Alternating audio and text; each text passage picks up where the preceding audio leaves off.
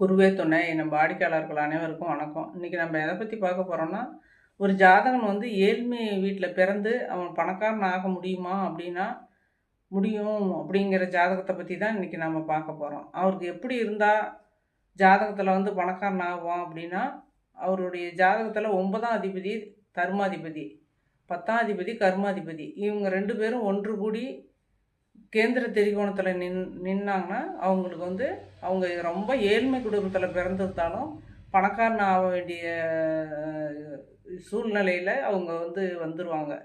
பணம் எந்த சூழ்நிலையிலையும் வந்து கஷ்டங்கிறதே அவங்களுக்கு வராது.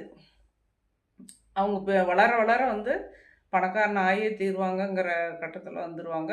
இதில் வந்து நிறைய விதிமுறைகள் இருக்குது. அந்த விதிமுறைகளில் இதுவும் ஒன்று. 9 10ஆம் அதிபதி தொடர்பில் இருந்தாலும் அவங்க வந்துடுவாங்க. 2 11ஆம் அதிபதி தொடர்பில் இருந்தாலும் அவங்க பணக்காரன் ஆகிறதுக்கு உண்டான வாய்ப்பை அவங்களுக்கு கிடைச்சிரும். வாழ்த்துக்கள்.